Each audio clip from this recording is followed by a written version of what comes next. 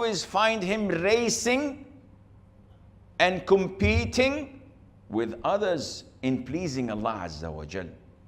His schedule is always full in doing things that are beneficial. In his school, he's always an A student. If not possible, then a B plus. But he does his level best to excel in everything he does. And this is a Muslim. Competitive and always trying to come first in everything. So even if you play sports, you'd like to be a gold medalist. If not possible, a silver. If not possible, go and buy a fake one. But at least you have to win. In your schools, in the masjid, you always go to the first row if you're a man. In Hifz al-Qur'an, you're not content by, Alhamdulillah, I memorized 3 surahs, Ikhlas, Al-Falaq, and Nas. He's not content with that. He wants to do more and more. So when you look at him and the circle he surrounds himself by, you will find that he is surrounded by righteous, practicing Muslims 24 hours, 7 days a week. So he will never fail in learning something that is beneficial, in doing something that is beneficial, in getting to Jannah in as quick as possible. He does not fear other than Allah Azza wa Jal. And this is why the wrongdoers, the sinners, the oppressors fear him. Whoever fears Allah, Allah will make the whole world afraid of him. And whoever fears anyone other than Allah, he will fear even a cat. I was praying once Fajr in my masjid, in congregation, and the Imam was praying with a very beautiful voice. The temperature was fine, everything was beautiful, and all of a sudden a cat walked in between the legs of the worshippers. Imagine when you are in khushu' and you feel this fur coming between your legs. People were jumping like crazy in the salat. Where is the khushu'? Where is the fear of Allah Azza wa Jal? It's all gone. And so many times, wallahi, I've seen this in my masjid, when a cockroach comes. This is a catastrophe. A cat we can handle. But roaches, one small, not even dark brown, blonde. He comes and you find people going up and down. Subhanallah. Where is the fear of Allah Azza wa Jal? This is something that we have to a little bit work. I hope inshallah here masajid is much cleaner. You don't have this inshallah. So, can I drink my coffee, please? I'm old, you know, I'm uncle. So I think I can afford this. Faddalu, you're more than welcome, man, to share.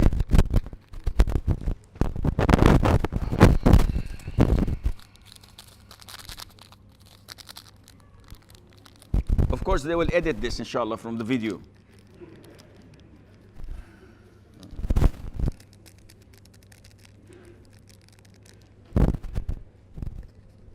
Okay. I don't know how to do this. Being old, you don't know how to operate these things. We used to drink it from the place itself. Okay, so going back to the youth. Who is the most prominent youth in the Qur'an when we read about the Qur'an? Who comes first to your mind? Ashab al-Kahf, a little bit earlier. Yusuf, a little bit earlier. Ibrahim. Ibrahim was an ummah. Allah described him. Ummah, what does an ummah mean? Ummah can mean an imam, as in the case of Ibrahim. It can mean religion. Inna wajadna aba'ana ala ummah. So this is a religion. It can mean a nation. وَمَا مِنْ أُمَّةٍ إِلَّا خَلَى فِيهَا نَذِيرٌ. And it can mean a period of time. وَالذَّكَرَ بَعْدَ أُمَّةٍ in Surah Yusuf. And he remembered after a period of time.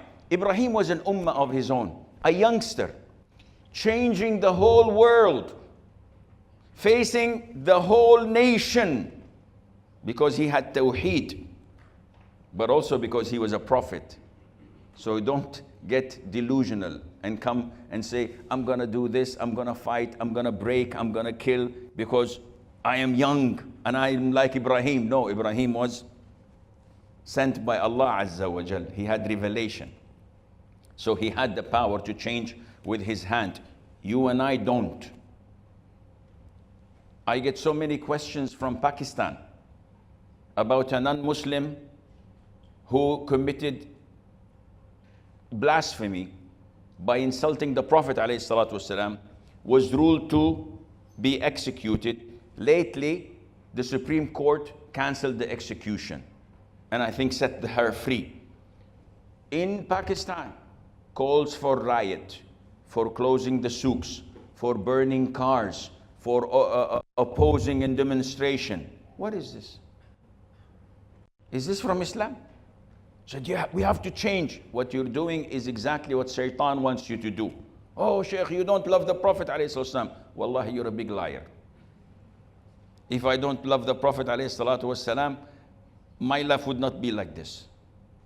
I would have lived like everyone else, shaved my beard, wore normal clothes, went to movies, listened to music, have fun, party every now and then.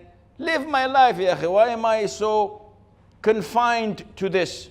Because I love the Prophet ﷺ.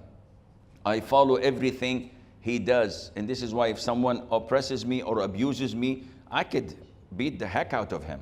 But I don't. Because the Prophet ﷺ never did. So, what is the Islamic way? Akhi, you don't have the power to enforce the law. The power is only for the Muslim ruler and the Muslim judge. If the judge in that Muslim country set her free, if the Muslim ruler exempted her, maybe during these 9 years she repented, maybe she accepted Islam, maybe she was found to be insane.